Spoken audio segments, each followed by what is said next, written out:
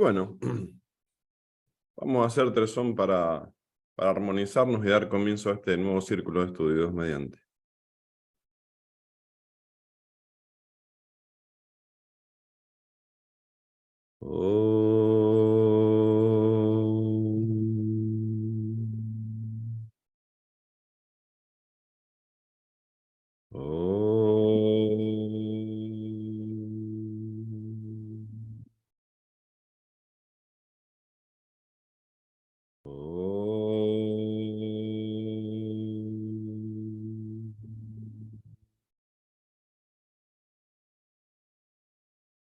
Buen día, Sairam. Bienvenidos somos todos a este nuevo círculo de estudios, continuando con la lectura del texto sagrado Yoga Vasista.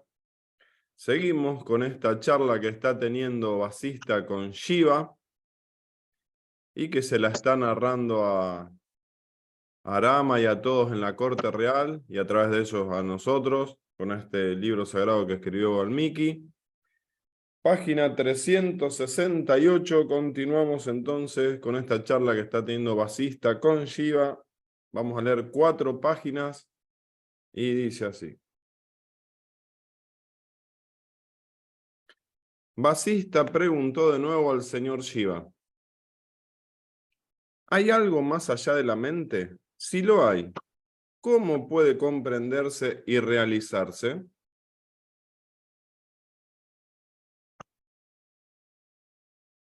El señor Shiva contestó: si el buscador se siente impaciente por alcanzar la liberación y está dotado de ignorancia sátvica, con este tipo de ignorancia y la ayuda de las escrituras, supera la oscura ignorancia. Como una lavandera suprime la suciedad de la ropa con ayuda de otra ropa sucia. Por esta acción, la ignorancia es desterrada. El ser realiza el ser y se ve a sí mismo en su luminosa naturaleza. Cuando un niño juega con un carbón, ensucia de negro sus manos. Si se las lava y se pone a jugar otra vez con el carbón, se ensucia de nuevo. Pero si no vuelve a tocar el carbón, sus manos permanecen limpias. Del mismo modo, si uno investiga la naturaleza del ser y al mismo tiempo detiene todas las acciones provocadas por la ignorancia, la suciedad se desvanece. Pero solo el ser puede llegar a tomar conciencia del ser. No contemples esta diversidad objetiva como el ser. No creas que el autoconocimiento es el resultado de la enseñanza de un maestro. El gurú o preceptor posee también mente y sentidos. El ser, Brahman, está más allá de la mente y de los sentidos y solo puede ser alcanzado cuando estos han cesado, pero de ningún modo con su ayuda, pues eso significa que aún existen. Sin embargo, aunque la instrucción del maestro no es realmente un medio para realizar el autoconocimiento, es conveniente considerarlo así en una fase previa de aproximación. El ser no se manifiesta por las escrituras ni por la enseñanza del gurú, pero tampoco se revela sin ellas. Solo se manifiesta cuando todo eso actúa conjuntamente. Cuando el conocimiento de las escrituras, la enseñanza del preceptor y el esfuerzo disciplinado del discípulo actúan simultáneamente, el ser se revela por sí mismo. Y ahora viene el subtítulo Naturaleza del ser. Sigue diciendo Shiva: lo que queda cuando los sentidos han dejado de funcionar y todos los conceptos de placer y dolor se han desvanecido es el ser, Shiva, que también se designa con los términos de eso, verdad o realidad. Pero lo que queda cuando todo eso deja de funcionar existe también cuando la mente y los sentidos están presentes, como el espacio sin límites.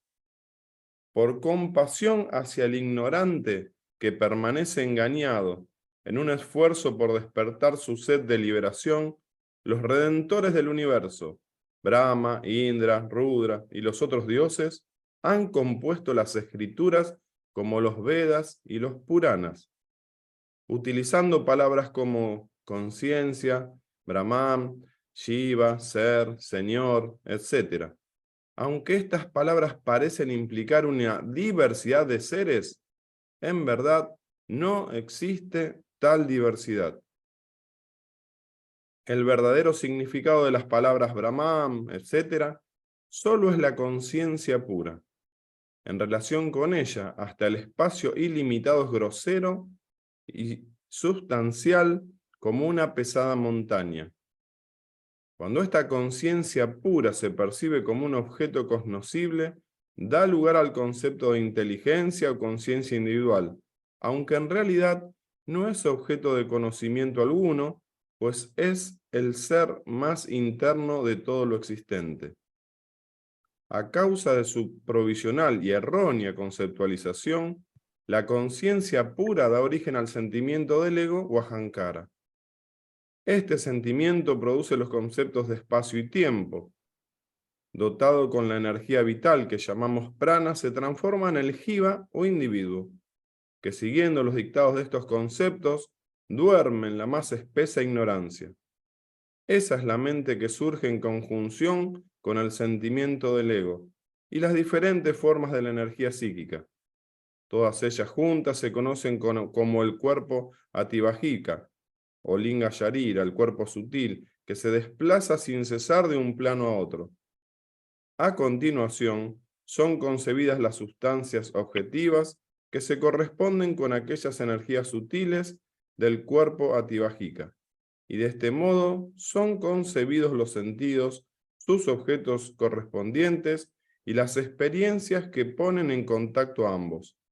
Estos conjuntos se conocen como Puryastaka, aunque en su forma sutil ya hemos dicho que es el cuerpo ativajika. Y ahora viene el subtítulo, Sustancialidad de los objetos. Así son creadas todas las sustancias, aunque de hecho nada ha sido creado.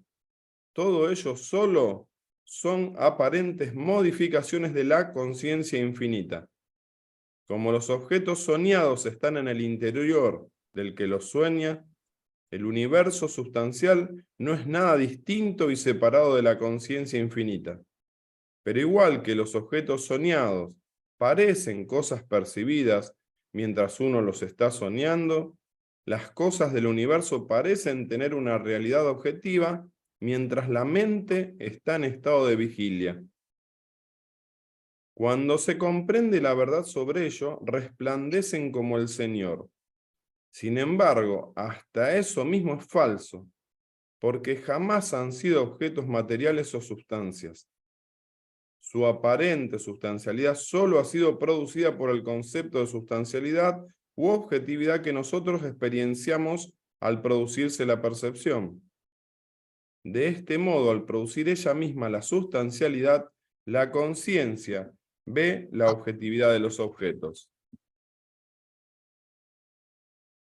Condicionada por esos pensamientos, la conciencia parece sufrir y este dolor es su limitación. Pero esta limitación solo está basada en pensamientos o ideas. La verdad está más allá de tales experiencias y el mundo solo es un espejismo. En consecuencia, ¿qué es esa limitación mental que construye un objeto y un sujeto limitados? ¿Quién bebe el agua de ese espejismo? Cuando todo esto es rechazado, solo queda la realidad no condicionada por nada. Podemos considerarlo como ser o como no ser, pero es lo único que hay, lo único que es, lo único que existe. Las limitaciones o condicionamientos mentales son un ilusorio no ser, parecido a un fantasma. Cuando las expulsamos de nuestro lado, la ilusión de la creación se desvanece. El que considera real este espejismo del sentimiento del ego no está preparado para la instrucción. Los maestros enseñan solamente al hombre dotado de sabiduría, no al insensato que solo cree en la realidad de este mundo aparente, como el estúpido que concede la mano de su hermana a un hombre que ha conocido en un sueño. El jiva percibe los elementos que constituyen su cuerpo en el vacío, como el que sueña percibe muchos objetos en su vacío interior. La conciencia o ser cósmico percibe este universo de diversidades en su interior como si estuviera soñando, y este sueño se prolongara hasta ese momento. El Jiva se cree Brahma, Vishnu y Shiva, pero todo esto no son más que formas pensadas, que conciben y perciben otras formas y las experiencian como si fueran verdaderos objetos. La única realidad en estas percepciones es el concepto primordial de ego, que brota en el momento en que la conciencia se concibe como un objeto y piensa que está percibiendo otros objetos. Este instante coincide con un siglo y sus múltiples divisiones también pensadas. En cada átomo de existencia se está representando continuamente el drama de la autoocultación y el autoconocimiento, pero no son otra cosa que formas pensadas y en cada momento creadas por la conciencia cósmica. Pero nada es creado en y por esa conciencia, que permanece siempre invariable e inmóvil. La montaña vista en un sueño parece existir en el tiempo y en el espacio, aunque no ocupa espacio alguno ni necesita ningún tiempo para aparecer y disolverse. Lo mismo ocurre con el mundo objetivo. Los dioses todopoderosos surgen en un abrir y cerrar de ojos como el más miserable gusano. Desde el señor Rudra hasta la más humilde hoja de hierba, todos los seres de este universo tienen el mismo modo de existencia, sean colosales personalidades o diminutos microorganismos. Cuando uno investiga la naturaleza de este samsara o universo objetivo, la percepción de la diversidad desaparece en el mismo instante en que se produce el autoconocimiento, que es la realización de Shiva. Cuando se consiente que la naturaleza real de la conciencia quede dormida o abandonada siquiera durante la mitad de la centésima parte de un segundo, se producen todas estas creaciones ilusorias y desgraciadas. Con la palabra Brahman, los sabios solo pretenden indicar el estado en el que uno permanece firme en la conciencia infinita. En cuanto nos distraemos un instante, concebimos la idea de mundo como real, y eso da lugar a una infinita secuencia de diversidades, dioses, demonios, hombres, plantas e insectos. Pero si uno no se desliza de este estado de conciencia cósmica, comprende que la verdad está presente en todas partes y en cualquier momento. Después de decir esto, está diciendo Vasista, adoré al señor Shiva, que me bendijo mientras hablaba con su esposa Parvati. Como había comprendido su enseñanza, abandoné mi anterior modo de veneración y comencé a adorarlo como el omnipresente ser no dual. Pero en todo esto, ¿qué puede ser considerado real o irreal? Un objeto imaginario descrito imaginariamente por uno mismo, a pesar de comprender que lo está imaginando e imaginar que lo comprende. El ser está en todas partes, como la humedad en los líquidos, el movimiento en el viento y el vacío en el espacio. Desde que el Señor me instruyó de esta forma, he practicado el culto al ser infinito y gracias a esta práctica, aunque esté ocupado en las tareas comunes, vivo libre de todo sufrimiento. Practico el culto al ser indiviso, aparentemente dividido, con flores y con todo lo que se me ofrece de modo natural, incluso con mis acciones naturales. Poseer y ser poseído es común a los cuerpos encarnados, pero el yogi permanece siempre alerta y esta continua vigilancia es la adoración del ser. Adoptando esta actitud interna y con una mente vacía de apego, deambulo por el terrible bosque del samsara. Sin hacer lo mismo que yo, si haces lo mismo que yo, no te arrepentirás, le dice Vasista Rama. Cuando te sobrevengan las mayores calamidades, como la pérdida de los seres queridos o de la riqueza, si inquieres la naturaleza de la verdad de la manera que te he enseñado, no te verás afectado por la alegría ni por la tristeza. Ahora sabes cómo surgen y cesan esas cosas y conoces el destino del hombre que se deja engañar por ellas por no investigar su verdadera naturaleza. Ellos no tienen nada que ver contigo y tú no tienes nada que ver con ellos. Esta es la real naturaleza del mundo. No te preocupes por ello.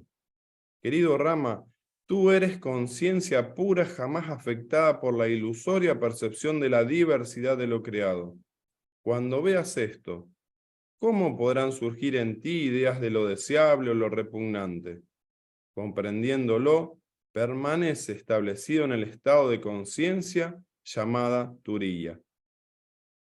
Rama intervino en ese momento para decir: Señor, estoy libre de la ilusión de dualidad. He comprendido que todo esto es Brahman. Mi inteligencia se ha purificado, liberándose de dudas, deseos y preguntas. Ni deseo el cielo, ni temo el infierno. Estoy firme en el ser. Por tu gracia, Señor, he cruzado el océano del Sansara. He realizado la plenitud del autoconocimiento. Vasista, muy complacido por las palabras del príncipe, continuó su discurso de este modo: lo que realizo meramente con mis órganos activos y una mente libre de apegos, querido Rama, no puede considerarse una acción. El placer derivado de las experiencias sensibles es pasajero. La repetición de una experiencia placentera no nos proporciona el mismo deleite. ¿Quién, sino un loco, puede desear esas fugaces alegrías? Los objetos solo nos proporcionan placer mientras son deseados.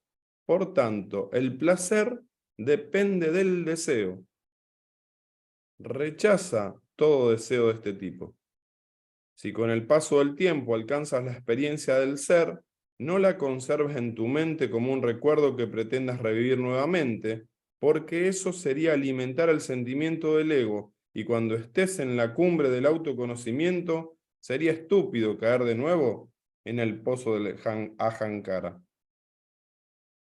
Deja que tus esperanzas mueran y tus nociones desaparezcan por completo. Deja que la mente alcance el estado de no mente mientras vives totalmente desapegado de las cosas.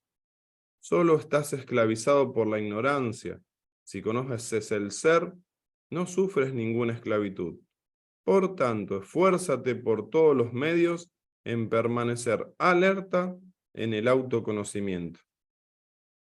Y concluimos con estos párrafos. Cuando te despreocupes de las experiencias sensibles y experiencias todo lo que acontezca inesperadamente, habrás alcanzado un estado de pureza y ecuanimidad libre de recuerdos y tendencias latentes. En tal estado no sufrirás ninguna distracción. Cuando el conocedor, el acto de conocer y lo conocido se hunden en el ser, el puro experienciar no sufre ninguna división de este tipo. Al menor movimiento de la mente, el samsara surge y desaparece una vez tras otra. Por la detención del prana y las tendencias latentes, puedes conseguir una mente libre de pensamientos. El samsara surge y cesa a tenor de los movimientos del prana. Debes contener los movimientos del prana con una práctica tenaz y decidida.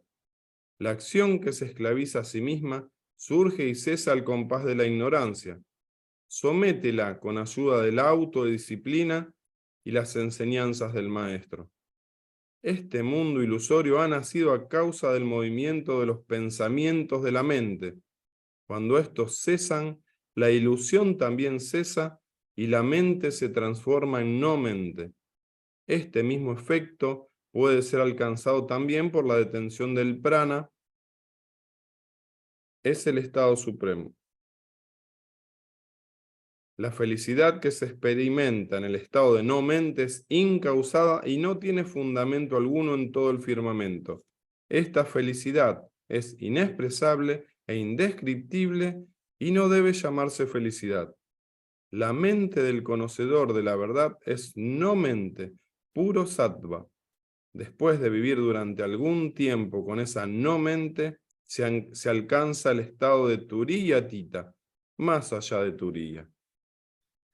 Sairam, después en relación con esto, Rama, hay una parábola que ahora quiero contarte, y eso lo vamos a dejar para el sábado que viene, que cuenta la parábola del fruto sagrado Vilva. Hemos leído hasta acá 4 páginas que en muchas partes se repite con lo que vinimos leyendo en los sábados pasados. Pero bueno, interesante, y bueno, cada uno tendrá sus puntos de vista para comentarnos y lo que más le resonó. Albina, si te sentís cómoda para comenzar y decirnos qué te resonó. Bueno, Zaira,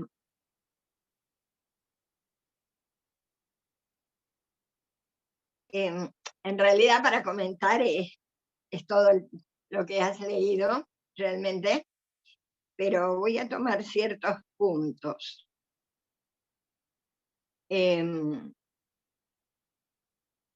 Comienza, ¿no?, diciendo que el buscador se siente impaciente por alcanzar la liberación y que está dotado de una ignorancia sádica. Y con este tipo de ignorancia, dice, la ayuda de las escrituras supera la pura ignorancia. Y pienso que es un proceso. Siempre voy a hablar de mi experiencia. Porque en un comienzo uno siente cierta impaciencia por lograr la liberación y que realmente esta sea la última encarnación. Y como dice aquí, esa es una ignorancia sádica, porque para lograr esto, como aquí dice, que tenemos la ayuda de los maestros, de las escrituras, tenemos que ir tomando conciencia del ser. Y solo el ser puede llegar a tomar conciencia del ser, dice un poco más abajo, que esto se ha repetido muchísimas veces. Porque ¿de dónde vienen esas ansias? En el Antiguo Testamento, en alguna parte, dice que el siervo sediento busca el agua, como una comparación del ser humano que busca la sabiduría. Y buscando esa sabiduría, que es una sed, porque Jesús también la llamaba sed, y él mismo decía: el agua que yo les daré, con el agua que yo les daré nunca más tendrán sed. Eso es cuando ya se alcanza la sabiduría, que solo se puede lograr a través del conocimiento. Y siempre voy a hablar desde mi punto, ¿no es cierto?, desde mí.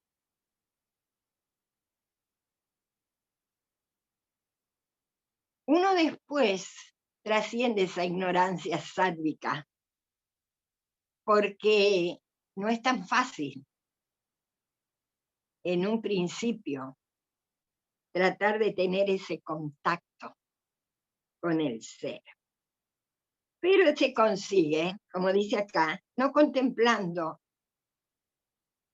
la diversidad objetiva como el ser, que a mí me pasó también, por eso voy a hablar siempre de mi experiencia. Teniendo este conocimiento, que aparte voy a decir, ¿no?, que uno puede decir: oh, Vasista tuvo un diálogo, pudo hacerles preguntas a Shiva. Y nosotros tuvimos a Shiva y Shakti encarnado. Estuvo con su forma física aquí. Y sin hacerles preguntas, salvo algunas los que pudimos hacérsela, nos ha dado infinidad de mensajes para que logremos moksha, la liberación. Porque para eso vino Sai Baba. ¿No es cierto que sabemos que era Shiva y Shakti? Para que logremos liberarnos de este universo objetivo, de una vez por todas. Brahma, ¿no es cierto?, es el creador, Vishnu el preservador, que también ha tomado varias veces una forma humana, como Krishna, pero Satya Sai Baba tomó una forma humana para darnos este mismo mensaje que le está dando Shiva a Vashista. O sea que cada uno de nosotros somos Vashista, porque es un merecimiento. Y si estamos acá y estamos tratando de reflexionar sobre este texto, es porque es un merecimiento. Y decía que en ese proceso mío contemplaba la diversidad como el ser, porque por allí empecé, tratar de ver el ser en todo y en todos. Y eso me ayudó muchísimo para llegar a lo más profundo. Para llegar, bueno, no sé si llegué al autoconocimiento, porque tampoco es fácil llegar al autoconocimiento. Nosotros estamos adquiriendo un conocimiento, pero el conocimiento nos puede ser dado por unas escrituras, por un gran maestro, pero para llegar al autoconocimiento tenemos que hacer el esfuerzo, ¿no? Y lo dice casi al final de este párrafo, antes de comenzar el siguiente título, ¿no? Que el ser no se manifiesta por las escrituras, pero tampoco se revela sin ellas.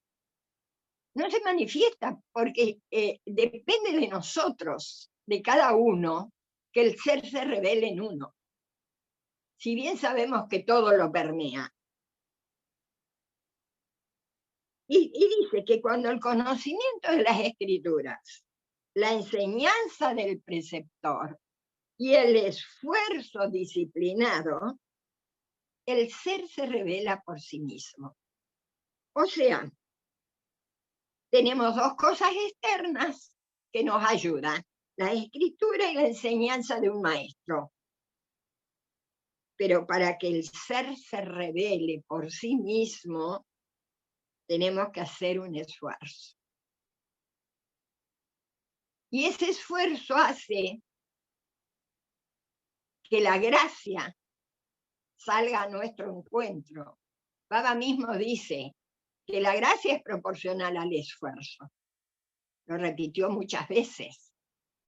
O sea, que si no realizamos ese esfuerzo, no podremos, la gracia no vendrá en nuestra ayuda, porque por sí solo llegar a este conocimiento a este autoconocimiento, no es fácil, no es fácil. ¿Por qué no es fácil? Porque los sentidos tienen que dejar de funcionar, como dice, para que todos los conceptos de placer y de dolor se desvanezcan y quede solo el ser. Y voy a leer esto último, nada más voy a decir, porque quiero escuchar a los demás hermanitos que seguramente me enseñarán mucho. Shiva dice, también se designa con los términos de eso, verdad, realidad, porque no se lo puede definir, no se le puede poner cualidades, no las tiene tampoco, porque es todo, absolutamente. Y todo esto se puede lograr, y lo dice aquí, porque cuando los sentidos y todo deja de funcionar, la mente está presente y los sentidos también, pero absolutamente controlados, porque no tenemos que dejar que la mente divague, sino que esté siempre, siempre, siempre concentrada en el ser. Para esto Baba nos da varios ejercicios, y uno, ¿no es cierto?, es el nombre del Señor, para que la mente esté siempre concentrada. Y así, dice, porque en este universo fenoménico no se nos deja librado al azar al ser humano que que tiene que llegar a liberarse justamente de todo este universo fenoménico. Y entonces así que dice que hay redentores, ¿no es cierto? Para despertar también esa sed de liberación. Y los redentores son Brahma, Indra, otros dioses. Y nosotros vamos a ver a lo largo de la historia de la humanidad, ¿no es cierto?, cómo esta energía, o llamémosles Dios, toma una forma humana para enseñarnos. Que como dice Baba, ¿no es cierto?, cada avatar, según el tiempo en el que le toca encarnar, tomar una forma física, va a tener, ¿no es cierto?, ciertos poderes o no, porque va a depender de todo eso. Entonces, dice, aunque estas palabras parecen implicar una diversidad de seres, en verdad no hay tal diversidad.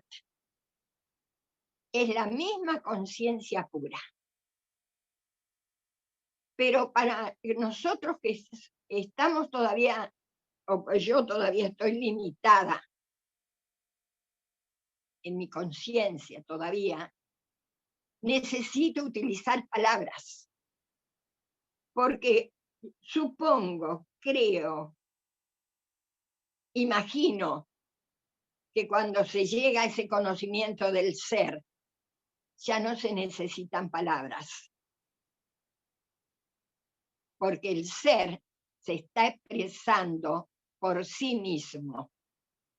Así que dejo acá nomás, hermanitos, porque sé que después Marcos Erice irá a desarrollar bien lo demás, ¿no?, de Atavica y demás, y el nacimiento del ego y todo eso.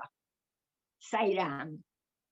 Qué lindo, Albina, qué lindo. Y qué lindo que lo que nombraste ahora, que leíste a lo último, porque a mí siempre me dolió cuando dicen que la filosofía oriental es politeísta, o cuando hablan del hinduismo que es politeísta y demás, y no alcanzan a comprender la verdadera sabiduría, que no, son aspectos y nombres que se le da a esta diversidad que en realidad no es tal. Es lo más contrario al politeísmo, pero bueno, dentro de la ignorancia uno dice hay un montón de dioses y demás, pero en realidad son nombres, como dice acá, y es la misma conciencia, que hay que expresarla con palabras.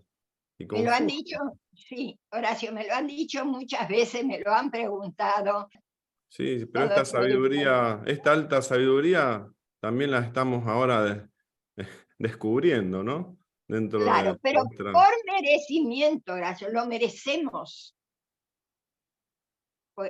Cada uno, ¿no es cierto? Merecemos no estaríamos acá, Mm. no estaríamos. Eso es Gracias, así. Albina. Después te esperamos al cierre, si Dios quiere, Albina. Marco Erice, adelante. Om Sri Sairam. Hay una disciplina dentro del análisis del discurso que viene a ser la semiología, que se llama la ontología del lenguaje.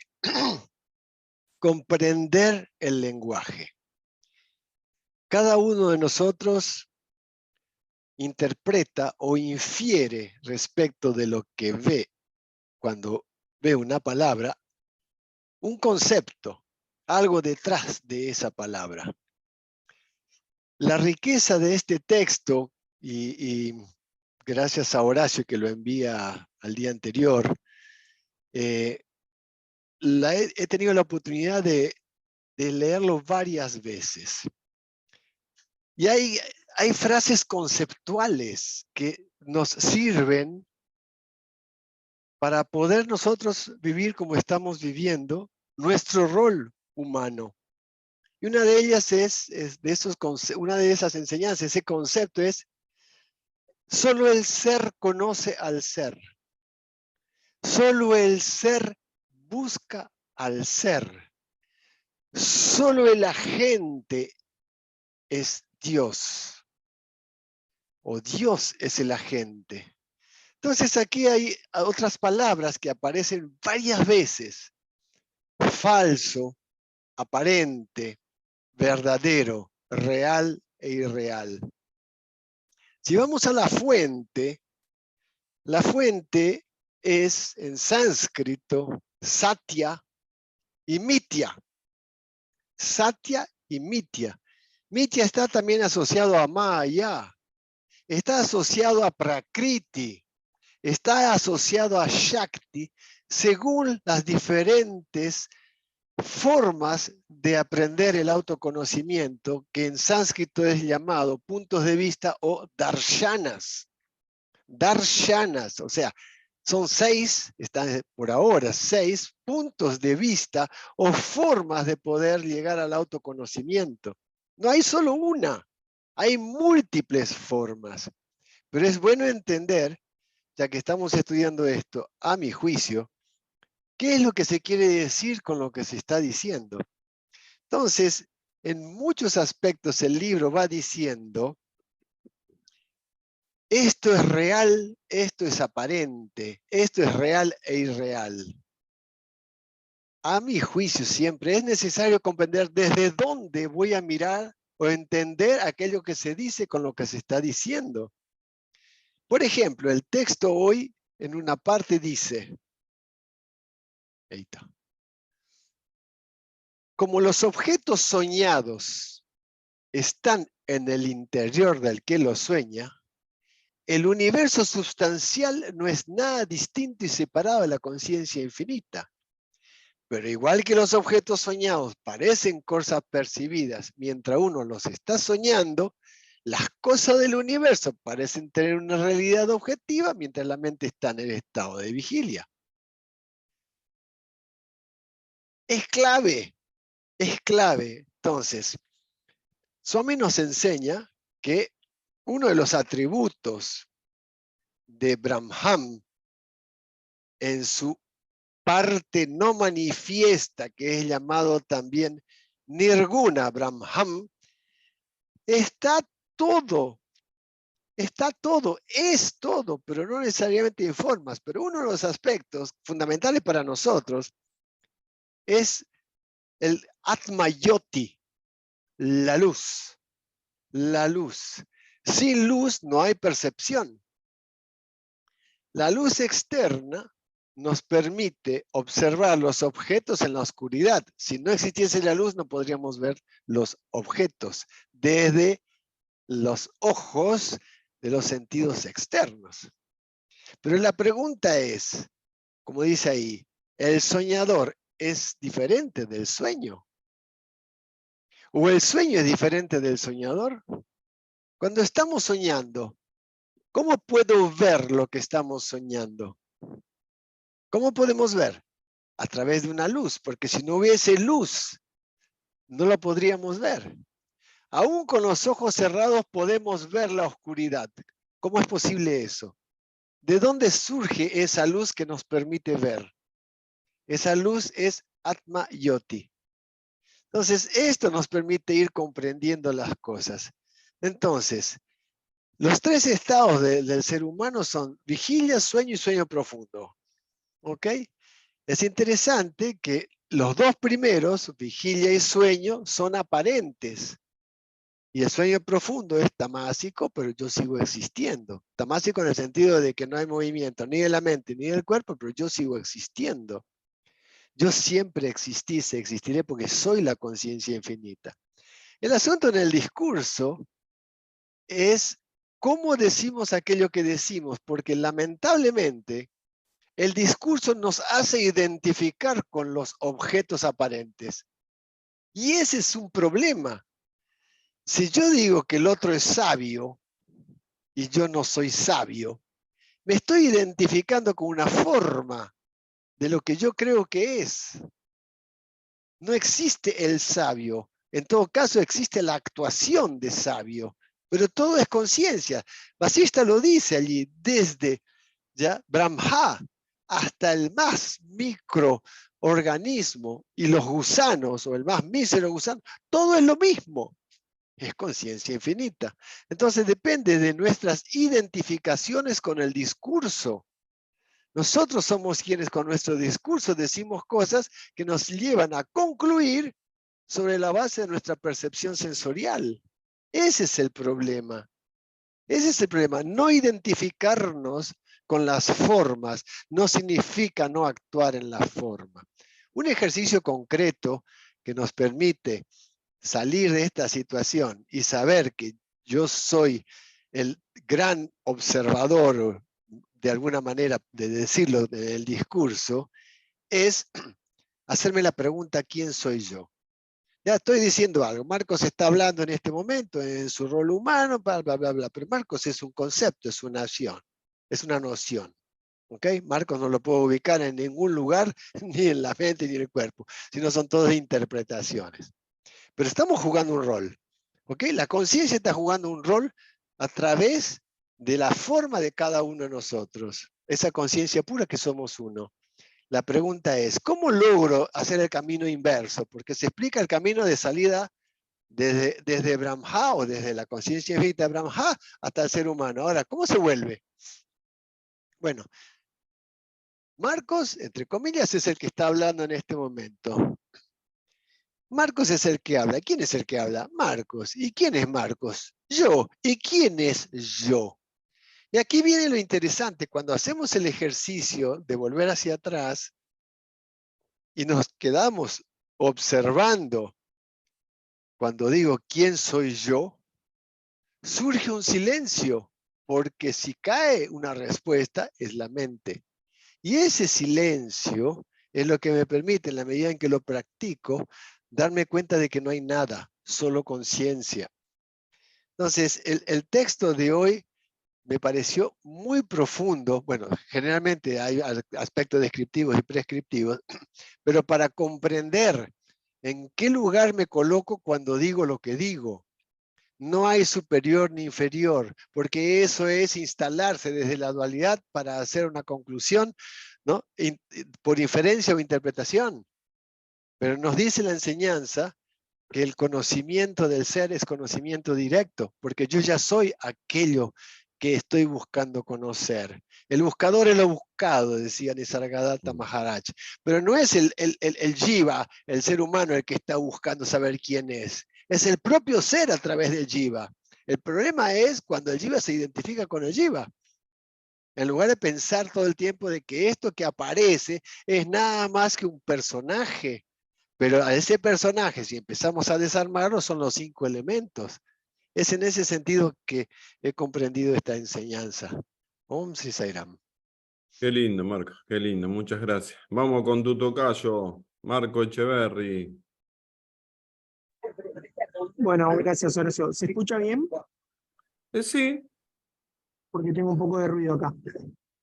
Bueno, dos conceptos me llamaron la atención. Rescato dos conceptos.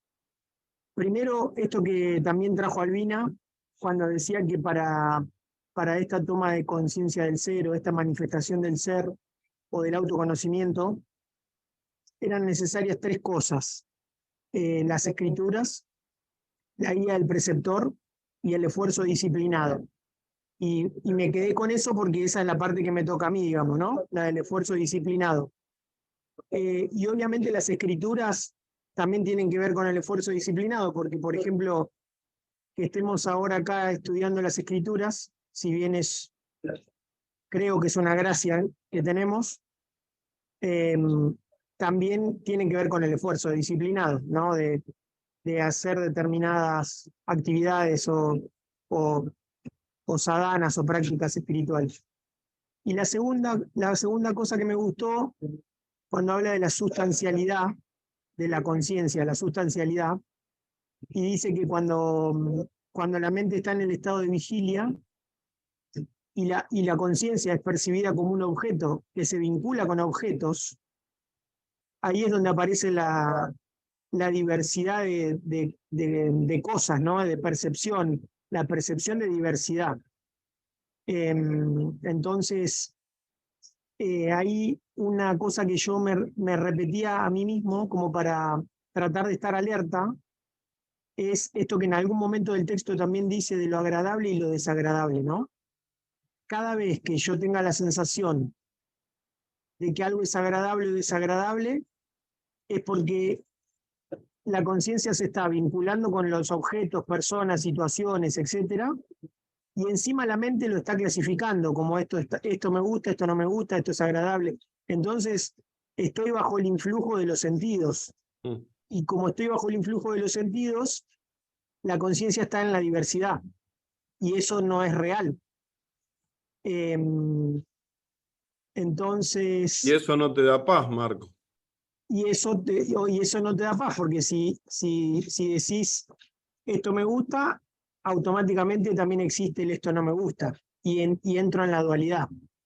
Entonces, como una forma de repetirme a mí mismo para estar alerta, pensaba, bueno, cada vez que tenga la sensación de que hay algo que me gusta o algo que no me gusta, es porque la mente está bajo el influjo de los sentidos, que están percibiendo algo y encima la mente los clasifica. Entonces, me quedé con eso, ¿no? Como para estar alerta de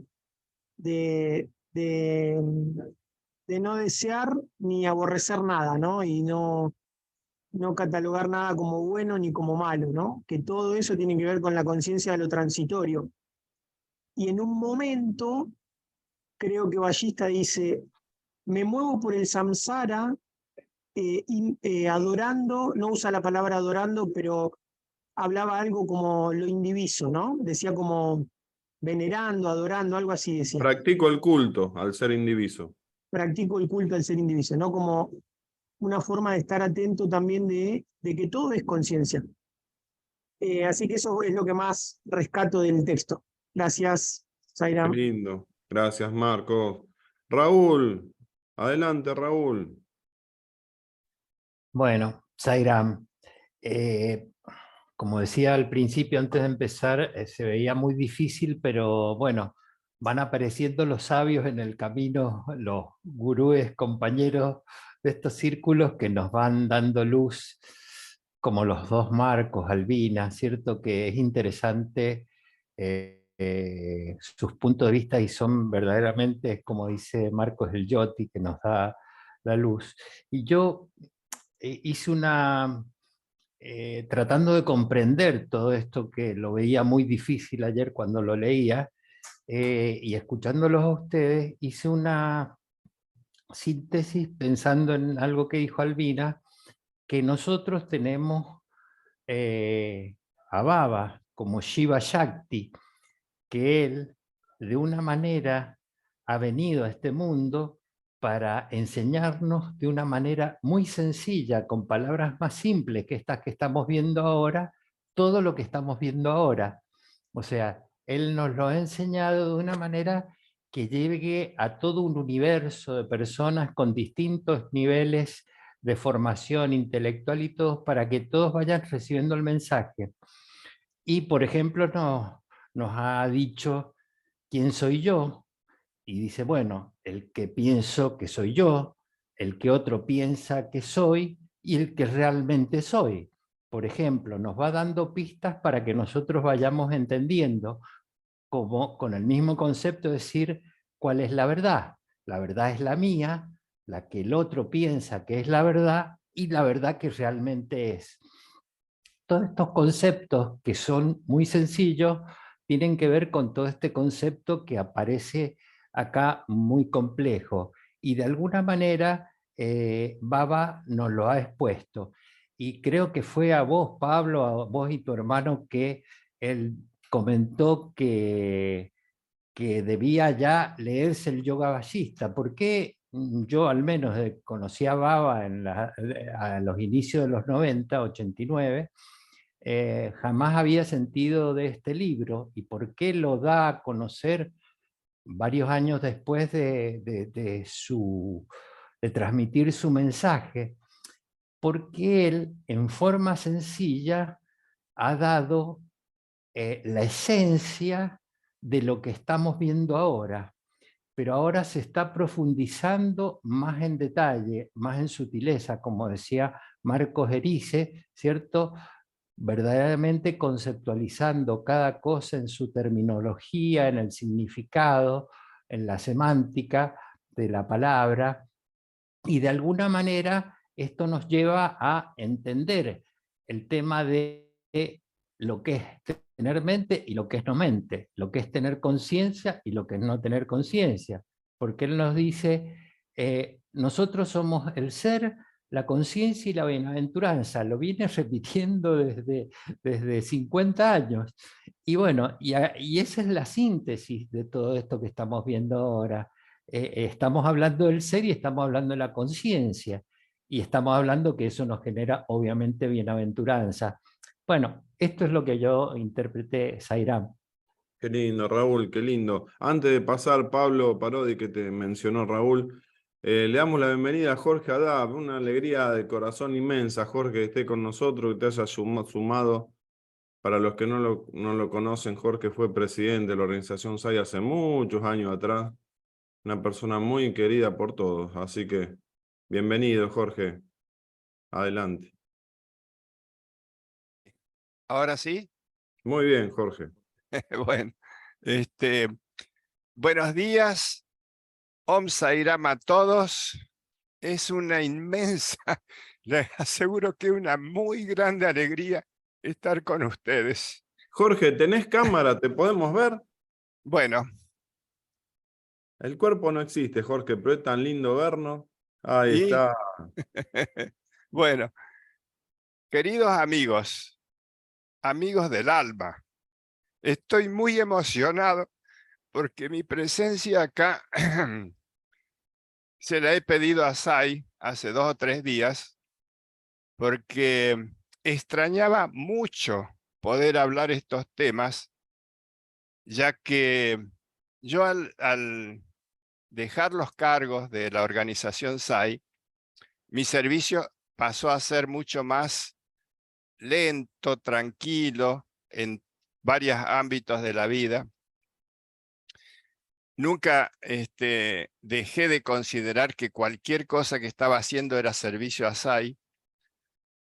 Y resulta que extrañaba las reuniones SAI. Realmente no se puede hablar con cualquiera de estos temas.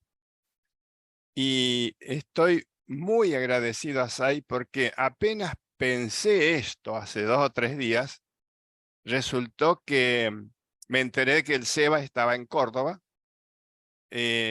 Lo invité a casa, vino a casa, hemos tomado un tecito muy rico y unas medialunas lindas que el Seba se va a acordar. Y resultó que él me trajo acá a este ámbito. Yo admiro, comparto con todos sus profundas reflexiones sobre el tema.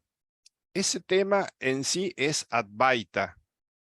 El tratarlo solamente miren, estuve viendo que somos casi 20 personas, pero en nuestro país hay unos 40 y pico de millones de personas y en el mundo muchas más. Esto de que estemos tratando nosotros este tema me resuena una frase que dijo Albina: somos merecedores. Advaita ya sería la conciencia de ser. Solo uno. Y esa conciencia, por más que hagan un montón de elucubraciones respecto a esto, ya está en todo este grupo de 20 personas. Es un grupo selecto que ya está listo para la liberación. Estoy totalmente seguro que en contado tiempo eso se irá puliendo, los últimos detalles que nos faltan para llegar a la liberación, y todos los que están en este grupo seremos almas que nos fundiremos en Sai. Yo digo Sai porque es para mi corazón el nombre que resume todos los nombres y todas las formas de Dios. Así que para mí decir Sai y decir Dios, Brahman, conciencia infinita, todo lo que sea.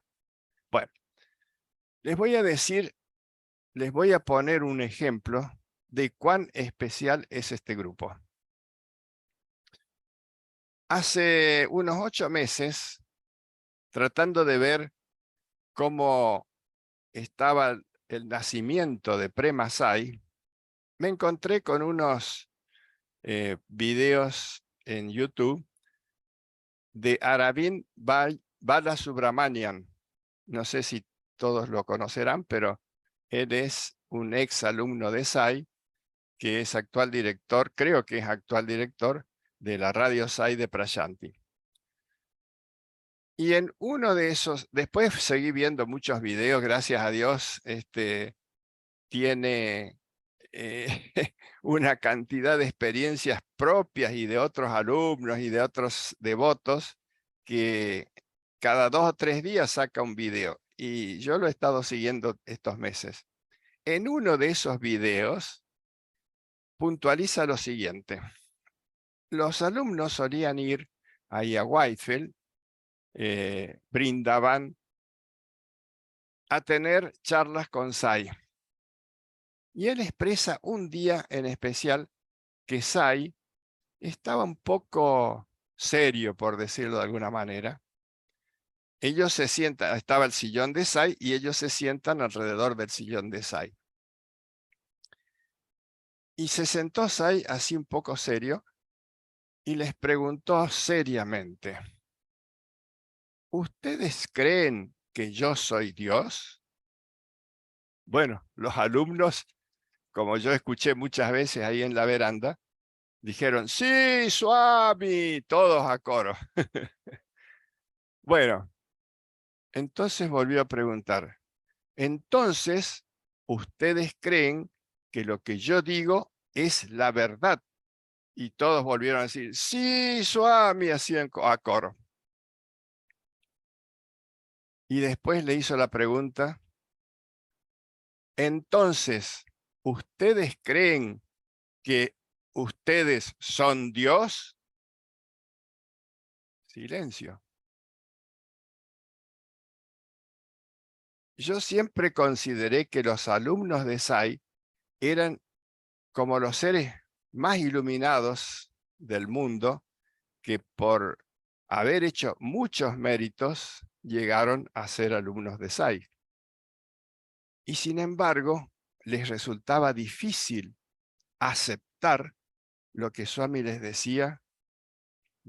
Swami dijo, cuando le preguntaban, ¿usted es Dios? Yo soy Dios y ustedes también son Dios. Pero eso es difícil. ¿Por qué? ¿Por qué es difícil de decir yo soy Dios? Porque yo mismo, como Dios, creé esta malla que me envuelve.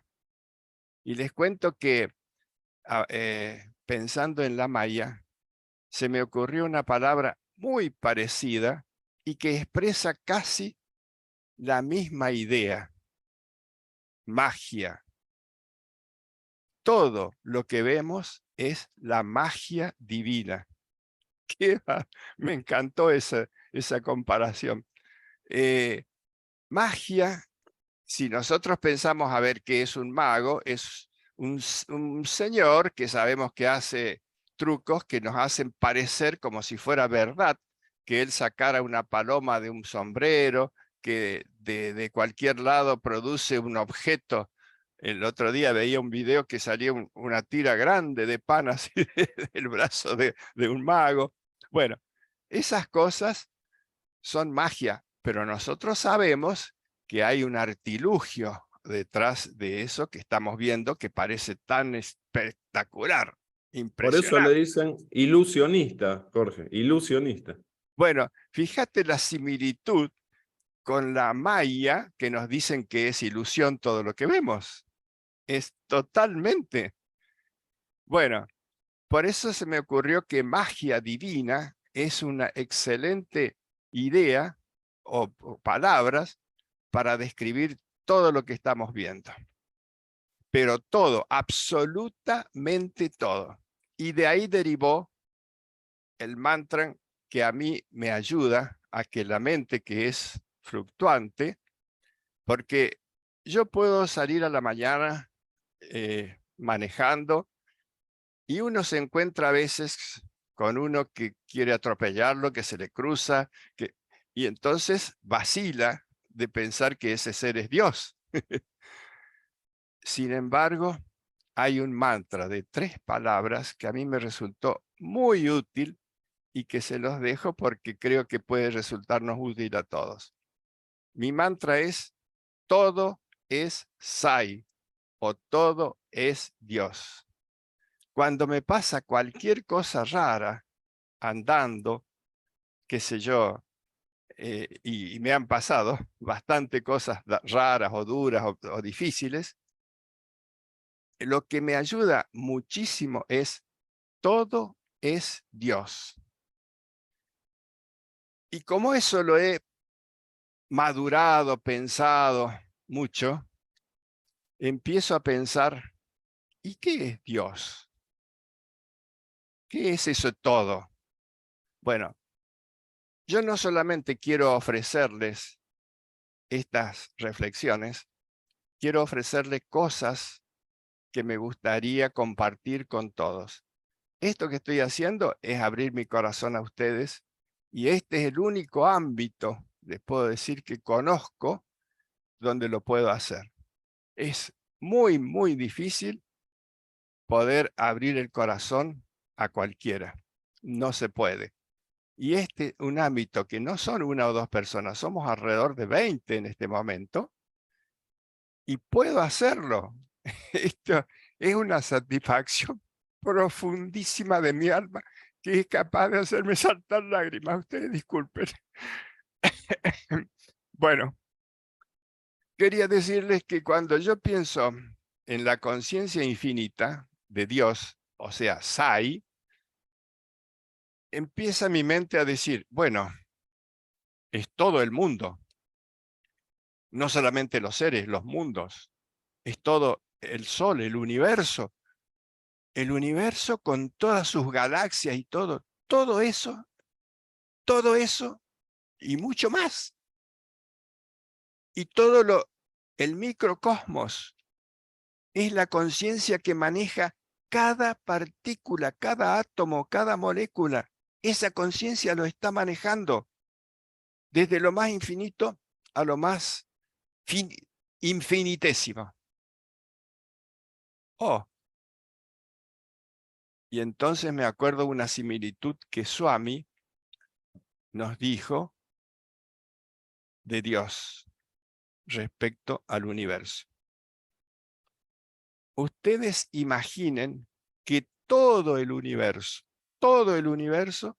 lo reducen a un grano de arena, pero todo el universo, macrouniverso, todo en un granito de arena. Todavía el universo mental, los distintos universos mentales, ya vienen a ser como la ola del mar. Digamos, perdón, en vez de un granito de arena lo voy a pasar a una gotita de agua. Lo cambio. En vez de la gotita de agua que estaría ya en todo el universo físico, concreto, la ola sería los universos mentales, y Dios es el mar. Oh, esa infinitud que se nos escapa no sé a dónde, no podemos ni siquiera concebirla, es más o menos lo que Swami nos ha mostrado. Pero que él, en este ámbito, se ha comportado como un ser humano común. Tanto es así que los que estaban muy cerca de él no podían casi ver que era Dios. Pero su conciencia estaba en la conciencia de cada uno. A veces le preguntaron a Sai, ¿cómo haces para saber? Porque uno de los que le preguntaba, por ejemplo, era Hislop. Hislop, ustedes creo que saben que es uno de los seres de Occidente que más se aproximó a Sai haciéndole preguntas como si fuera un Arjuna de nuestros tiempos. Y Sai, él le preguntaba, porque Gishlo había estado dando charlas para los occidentales en un ámbito que estaba más o menos 200, 300 metros de distancia del mandir. Y después Swami le decía, porque vos dijiste tal cosa y eso no es así, porque si no los confundía. O sea, le decía todos los detalles de lo que había dicho. Y entonces le decía, Swami, ¿cómo sabes vos esas cosas? ¿Qué telepatía? ¿Cómo haces? No, yo estoy dentro de cada uno. O sea, yo percibo todo lo que está. Es más, últimamente, cuando hago mis oraciones, le digo, no sé por qué te estoy orando, si yo soy vos, si yo no puedo decir ni una palabra, no puedo tener ni un pensamiento, no puedo hacer ni una acción, que todas son tuyas. O sea, así entre decir que te estoy orando, ¿a quién le estoy orando si vos sos yo mismo? Entonces, eso lo mostró él. Imaginen todo lo que les dije antes de la conciencia de todo el universo. Ahora, él dice que es la conciencia que está dentro de cada uno de nosotros, pero que no solamente está en este momento, está en todo el pasado y en todo el futuro. Así que los 8.000 millones de personas, permanentemente, lo que piensa, lo que hace, lo que dice, lo que se mueve cada uno, están en la conciencia de Sai. Y no solo las personas, animales, microorganismos, plantas, todo, cada una de esas cosas está en la conciencia de Sai. ¡Ja! ¿Qué tal? Bueno, nosotros no tenemos la posibilidad, por la malla que hemos nosotros creado, de captar eso infinito. Es más, siempre que decimos Dios, le hemos puesto también, le hemos agregado una cosa, el Señor. ¿Por qué el Señor? Porque nosotros casi no podemos concebir a Dios fuera de la forma humana. Sin embargo, Dios se ha presentado en todas las formas. Cuando todavía éramos peces, que no, en las tradiciones de la India, de los hindúes, mencionan al primer avatar como Matsya, era un pez. El segundo avatar, Kurma, tortuga. Y después empezaron a venir con formas semi-humanas y después humanas, los avatares. Esta lectura de Yoga Vasista, tomándola así un poquito de arriba, es algo que el Yoga Vasista le está diciendo a Rama. Es así, ¿no es cierto? ¿Sí? Pero es impresionante que esa divinidad, con esa superconciencia, al tomar un cuerpo humano, toma la maya en sí mismo. Porque es la conciencia infinita. Él dice que la diferencia de un avatar con un ser humano es que no tiene karma, o sea, toma por su propia voluntad este cuerpo. Nosotros por karma, por deseos, digamos, propios, vamos tomando cuerpos humanos. Pero el avatar no, viene por amor infinito a la humanidad. Y porque es su plan, o porque el plan de Dios es lo que se cumple. Bueno, desde, como les decía, desde la más infinita partícula hasta los inmensos mundos, todo es el plan de Dios. Pero bueno, el avatar, Rama, no sé bien los detalles de Krishna, pero sí de Sai, se ve que cuando llega a esa edad de adolescencia, 13, 14 años, tiene que hacer un proceso de despojarse de la maya para poder cumplir su misión plenamente. Así que esto que estamos analizando todos es el proceso que siguen los avatares. Con Swami pasaron cosas, ya las conocemos todos, cosas muy difíciles, duras, que le decían que él estaba endemoniado, que un brujo le había cortado la cabeza y le metía ácido adentro, que se le habían inflamado toda la cara, los ojos, pobre Swamiji.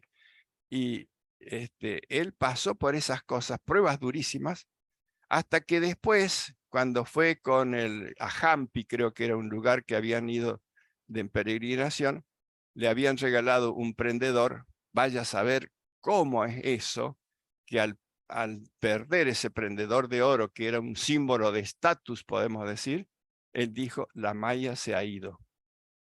Eso lo manifestó él en el año 1940, cuando volvió de Hampi. Y eso de que la maya se ha ido, y lo que estamos viendo del yoga vasista, quiere decir que la maya es la magia divina tan poderosa que el avatar no puede librarse de ella al nacer. Y tiene que hacer un proceso en su adolescencia que lo libre de esa maya para cumplir su misión. Esto es increíblemente divino. Increíblemente divino.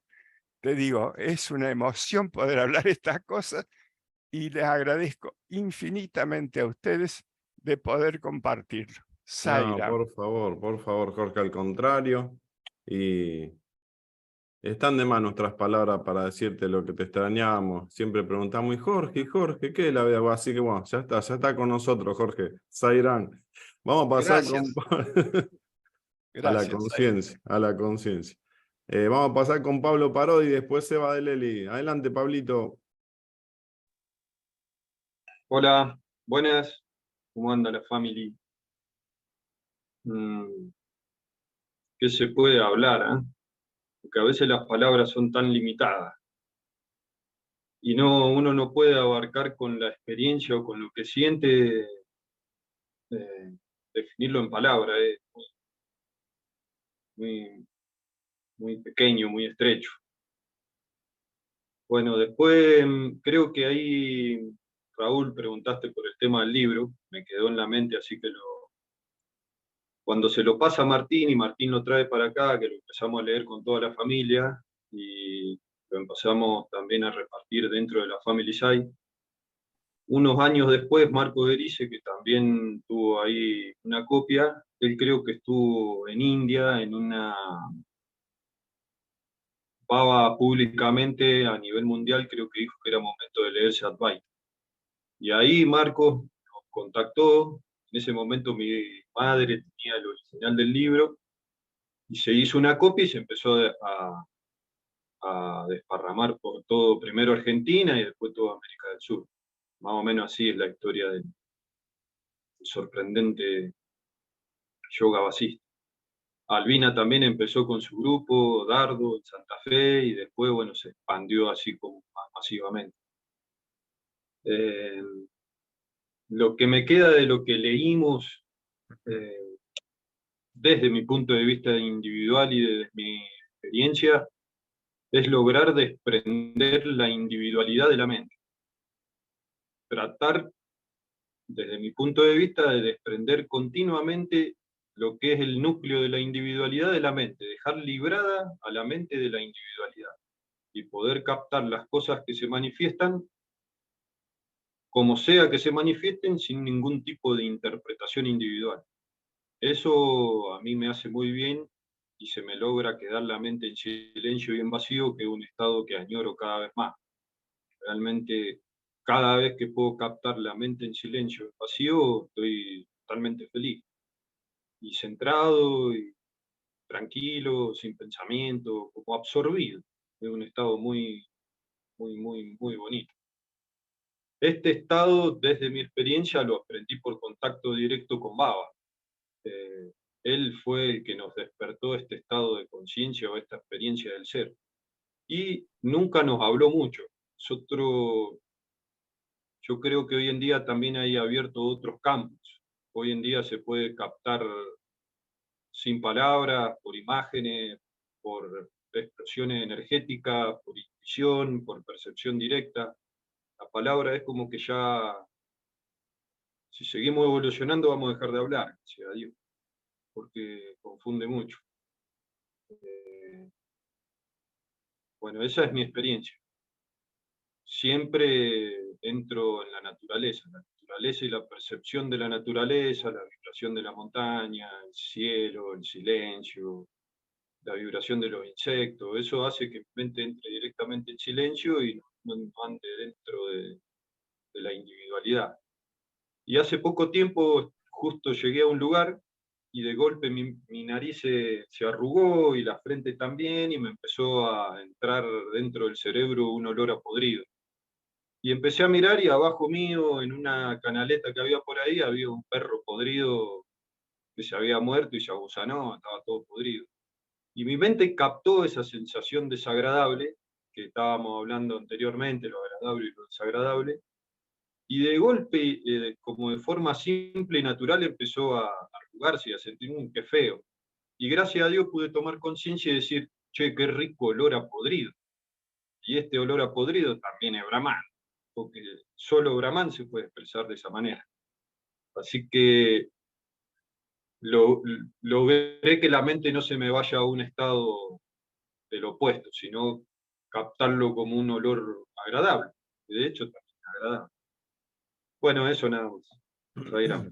Qué lindo, Pablo, qué lindo, muchas gracias. Antes que me olvide, Seba, que te di la palabra, Jorge hacía mención que, y bien, que somos 20 ahora, pero me consta por una experiencia directa que somos un grupo de más de 100, seguro, que van rotando, van y vienen, inclusive hay muchos que nos acompañan desde YouTube, que ni siquiera sabemos quiénes son y demás, que a veces se expresan en los comentarios de YouTube de todo el mundo, ¿eh? Y eso nos hace muy feliz porque pensamos que somos estos y somos muchísimos más que estamos generando esta energía de despertar, por todo vibración. Así que es un servicio también el despertarse la conciencia a través de la ignorancia que manifestamos a veces. Es una alegría muy grande. Hacía mención a los 20 que somos ahora, pero somos muchos, muchos, muchos más. Seba, adelante. Sairam, buenos días a todos. Muchas gracias a Swami, que nos da la oportunidad de estar acá juntos compartiendo. Y bueno, y a cada uno de los hermanos que nos iluminan con sus aportes, sus experiencias. Yo cuando los empecé a escuchar me da la sensación de que Swami está, el sentir esas aferencias de Swami, de esas energías divinas, de que Él está acá con nosotros cuando nosotros compartimos este espacio. Por eso este espacio, en lo personal, siento que es mucho más que solo palabras, como así, es mucho más que solo reflexiones profundas. Es un momento de comunión con Dios, es un momento de comunión con la senda y la sabiduría de Swami. Te agradezco mucho, Jorge, por estar presente, por responder a esta inquietud de venir, por compartir tus palabras también. Y bueno, el texto, como decían, hay muchas cosas que a veces se van como reiterando, esto de la lectura de que estamos inmersos en una ilusión y que en eso tenemos que descubrir la divinidad, como Swami nos decía, descubrir la manteca en la leche, y por eso hacía falta este proceso de batido, digamos, que uno decía, ¿dónde está Dios en todo esto? Y bueno, y eso tiene que ver con lo que refiere el texto también de que hay un valor en las escrituras, que hay un valor en tener un maestro espiritual para alcanzar nuestra propia realización, y que para eso hace falta el esfuerzo, como decía, que es fundamental. Como Marco decía, me siento reflejado en esta necesidad del esfuerzo. Y a veces, cuando uno va haciendo este camino, va descubriendo cosas en esto de que, como nos recordaba Jorge, nosotros también somos Dios, Dios está en nuestro corazón, y a veces nos va haciendo sentir que por etapas hay sadhanas o prácticas que nos son más afines, y otras que nos acompañan de fondo siempre. En estos días estaba haciendo la experiencia de decir, bueno, voy a observar lo que estoy haciendo como pensando que no soy el observador, no soy el hacedor, sino que es Dios en mí el que está haciendo esto. Y simplemente observo cada uno de los actos. Nosotros nos creemos los hacedores, pero pienso que si nuestra alma estuviera en el cuerpo de un castor, no podríamos hacer las cosas que estamos haciendo. Y eso nos da la pauta de todas las cosas que hace Dios y que nosotros simplemente estamos como residentes de este cuerpo. En ese momento de hacer esa reflexión, de hacer ese acto de conciencia de que la divinidad la que está expresándose a través de mí y de cada uno de nosotros, fue una sensación muy linda porque fue una sensación de yo soy, esa impresión de que acá yo soy, este soy yo, esta cuestión de que Dios nos dice que no hay una distancia entre Él y nosotros, sino que nosotros somos uno con Él. Entonces, parar la mente y hacer en cada momento un acto consciente, eso me sirvió. Y cuando el texto habla de esto, de la importancia de las lecturas espirituales, me acordaba de esta lectura del Gita muy breve que dice: quien quiera entre los devotos que me dedique todos sus actos a mí sin ningún otro pensamiento, quien medite en mí, me sirva a mí, me adore a mí y me recuerde a mí, ten por cierto que me tendrá siempre con él, siempre proveyéndole en este mundo y en el siguiente. Yo asumo la responsabilidad de su bienestar, yo Akshema. ¿Me escuchas?, le preguntó Krishna, dándole nuevamente palmadas en el hombro, infundiendo valor en el desfalleciente corazón de Arjuna. Es una reflexión también para los momentos en que tenemos dificultades y que la vida siempre tiene esta facilidad para traernos alguna pruebita inesperada, y en ese momento tratar de buscar esta comunión con Dios, usar las herramientas que Swami nos dice, la repetición del nombre y sentir cómo su luz despacito nos invade y transforma cada una de las cosas que estamos haciendo en el día a día. Bueno, muchas gracias a todos. Sairam. Gracias, Eva, gracias. El tiempo se nos está acabando, así que antes del cierre de Albina, le damos las gracias a todos los presentes y perdón a los que no se han manifestado, hasta Dardo, Guillermo, Marconi, Claudio, Teo, Juan, José Alberto, estuvo Gerardo, Willy, Daniela, Mónica, así que bueno, Zairán,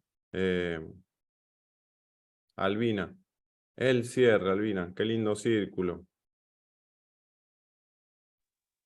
Sí, estaba, cuando escuchaba a cada uno, me recordaba las palabras de María, cuando María va a visitar, ella está embarazada de Jesús y va a visitar a su prima Isabel, y dice: mi alma se engrandece y da gloria a Dios por esta maravilla.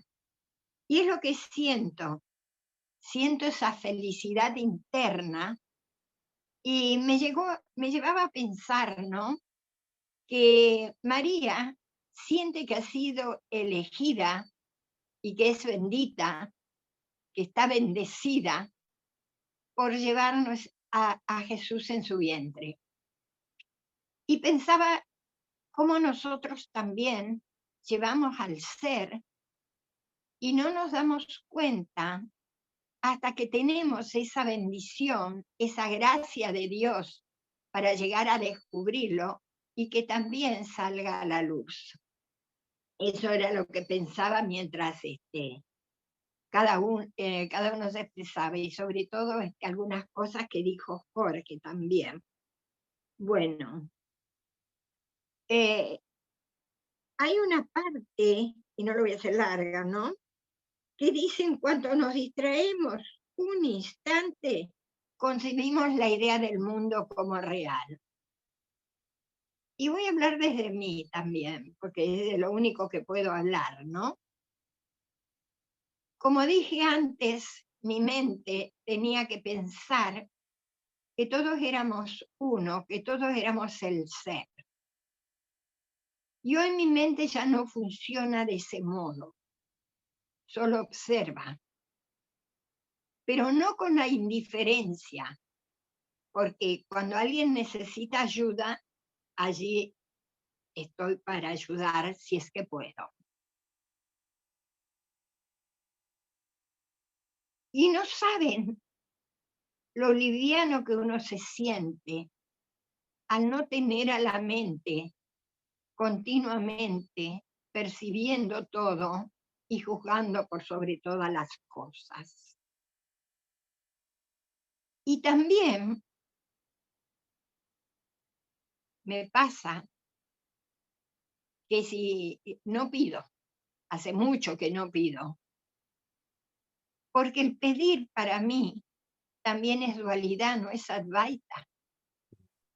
Si sé que somos conciencia infinita, conciencia pura, ¿a quién pedir? Y eso también aliviana muchísimo.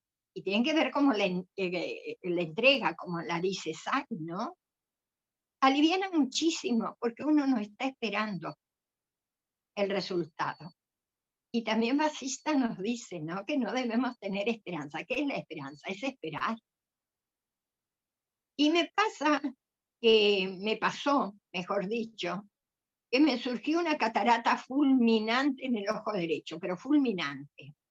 De hecho, el oftalmólogo me dijo que puede aparecer de un día para el otro. Y como buena jubilada pertenezco al PAMI.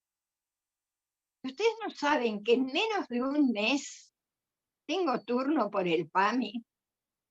Tengo el cardiólogo para que me haga los estudios pertinentes. Menos de un mes, y ya el martes 11 me opera. Solo tengo que pagar porque así lo quiero, no porque lo que se llama, no es cierto, el cristalino, no sé, pero digamos porque es, según el oftalmólogo, algo mejor. Pero cuando uno no pide, cuando uno se entrega, a ver si puedo explicarlo de alguna manera, porque uno sabe que es el ser se encarga, y se encarga de allanar el camino de lo que sea. Y eso es una liviandad para el alma, es como sacarse una mochila o el equipaje de encima. Sí, tengo que hacer los trámites, sí, tengo que ir al oftalmólogo, pero sin pensar nada.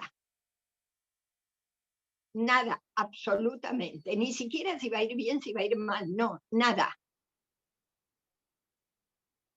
Y eso es el regocijo interno también, esa felicidad y esa bienaventuranza. Pero también me ocurre que, como dice acá, en cuanto me distraigo un instante, lo veo al mundo. Pero estoy atenta para no distraerme, digamos. Y otro punto, y para terminar, cuando dice, poseer y ser poseído es común a los cuerpos encarnados, pero el yogi permanece siempre alerta y está en continua vigilancia, y esta continua vigilancia es la adoración del ser. No se necesita nada externo para esa adoración del ser. Y más abajo dice, si haces lo mismo que yo, no te arrepentirás. Fíjense. Y me quiero quedar con esto, ¿no? Con esto que nos está enseñando y que nos dice, esa continua vigilancia de no caer, digamos, en la dualidad, es la adoración del ser. Así que, gracias por todo, Sairán, y bueno, adoremos al ser, que es lo Desde que el nos ser. está pidiendo. Desde el ser. Desde el ser, por supuesto. Cuando la mente interviene, desaparece, ¿eh? Desaparece porque la mente hace que se cubra, digamos. Pero si no, el ser resplandece y nos da ese regocijo y esa felicidad. Zaira. Qué lindo, bueno. Muchas gracias. Gracias a todos. Sábado que viene, Dios mediante, entonces continuamos con estas dos parábolas que le va a narrar Basista Rama sobre lo leído en el día de hoy y en los sábados pasados. Zairan, uno ni tres llanti.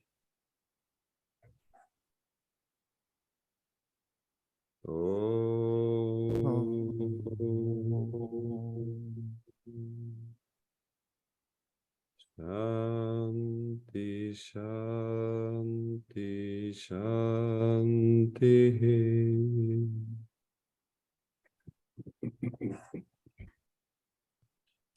Una alegría inmensa, Jorge, que hayas venido y te hayas hecho presente. Ha sido una bendición para mí, por lo menos. Zairam. Mismo digo. Gracias, Feliz gracias a día. todos, Zaira. Muchas gracias. Gracias, que tengan una linda semana. Gracias a todos, gracias a todos. Muy, Gracias. muy divino todo este satsang. Hermoso, hermoso. Zairam. Sairam, Sairam, Sairam.